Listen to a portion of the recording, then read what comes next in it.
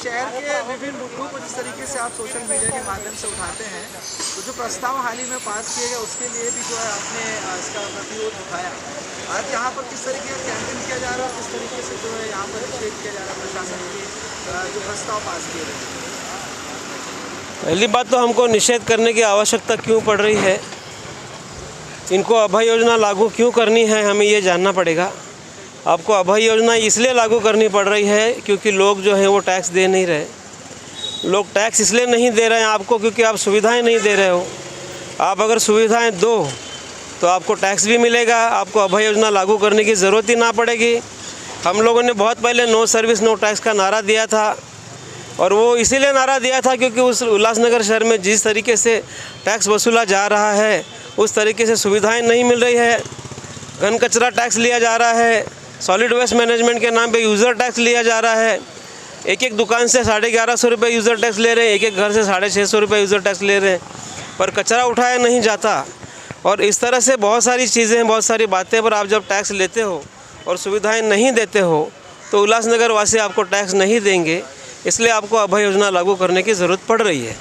अब अभय योजना क्यों लागू करना है कि जब 3 साल से कोविड का पीरियड चल रहा है, व्यापार बाज़ार ख़त्म हो चुका है, दुकानें लगभग 50% के करीब बंद होने की कगार पे है, लोगों की पगारें हो नहीं रही है, लोगों के पास टैक्स के पैसे नहीं हैं और ऐसे समय पे आप आम जनता से, गरीब आदमियों से अभय योजना के मार्फत अगर हम लोग मांग कर रहे हैं तो उसमें गलत कुछ भी नहीं है।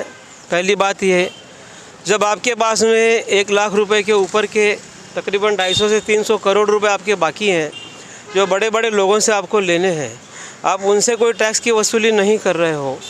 बहुत सारे ऐसे 50 लाख से लेके ऊपर तक आपके टैक्स बाकी हैं, आप उनसे वसूली नहीं कर रहे हो। आप पहले जाके उनसे वसूली कीजिए। अगर आपको महानगर पालिका को वाकई में रेवेन्यू चाहिए, वाकई में आपको पैसे चाहिए, आपको टैक्स चाहिए, आपको रेगुलराइजेशन का प्रोसेस चालू कीजिए। ये उल्लासनगर शहर आपको 1000 करोड़ रुपए कमा के देगा। आप रेगुलराइजेशन प्रोसेस बंद करके बैठे हो, आप बड़े बड़े लोगों से आप टैक्स की वसूली नहीं करते हो और आप गरीब जनता के दुकानें सील कर रहे हो, टैक्स नहीं दिया इस वजह से। कृपा करके आने वाले समय में अगर आप लोग नहीं चाहते कि उल्लासनगर शहर में कोई बहुत बड़ा आंदोलन हो इस विषय को लेके, तो आप इमीडिएटली रेगुलेशन प्रोसेस शुरू करें। इमीडिएटली यूज़र टैक्स के नाम से जो आप लोग विनाशकारी वसूली टैक्स हमसे कर रहे हैं उसको बंद करें और अभय योजना तुरंत ही शुरू करें। देखिए दोस्तों, जैसे कि आप सब जानते हैं कि कई वर्षों से उल्लासनगर में अभय योजना लागू की गई होती थी, पर इस बार जब एक्चुअल में ज़रूरत है, जब लोग कोविड के से परेशान हैं, लॉकडाउन के से उनके धंधे ठप है, तब कोविड में अभय योजना नहीं लाई गई। यूएमसी के सभी कॉरपोरेटर्स द्वारा इसकी रिक्वेस्ट की गई थी कि अभय योजना लानी चाहिए, लेकिन उसके बाद भी अभय योजना ऐसा लाई नहीं गई है। इसके विरुद्ध में हमने आज यहाँ पर एक सिग्नेचर कैंपेन किया हुआ है और इस कैंपेन में हम एक लेटर ड्राफ्ट किया, मेमोरेंडम जो हम लोग देंगे यूडी मिनिस्टर को और प्रधान सचिव यूडी डिपार्टमेंट को। हमारी यहाँ पर एक मांग है कि जब लोगों को एक्चुअल ज़रूरत है, जब आप लोगों को ज़रूरत नहीं थी, लोगों को ज़रूरत नहीं, तब आपने अपने ज़रूरत के हिसाब से अभय योजना लाई, लेकिन आज जब ज़रूरत का समय है आप उससे मुकर रहे हो। क्यों जनहित में आप जो फैसले वो नहीं ले सकते और जन विरोधी फैसले ले रहे हैं? ये आक्रोश आज लोगों में है और ये मेमोरेंडम लेके हम ज़रूर मिलेंगे यूडी डिपार्टमेंट में। जय हिंद। महानगर पालिका प्रशासन से कोई मुलाकात या कोई बातचीत, कोई पत्र व्यवहार हुआ होगा? पत्र व्यवहार हमने उल्लासनगर पालिका में किया हुआ है और कल भी हमने उनको एक 24 आवर्स का अल्टीमेटम दिया था कि अगर आप 24 आवर्स के अंदर कोई हम लोग को पॉजिटिव रिस्पांस नहीं देंगे तो एक सिग्नेचर कैंपेन लगाई जाएगी।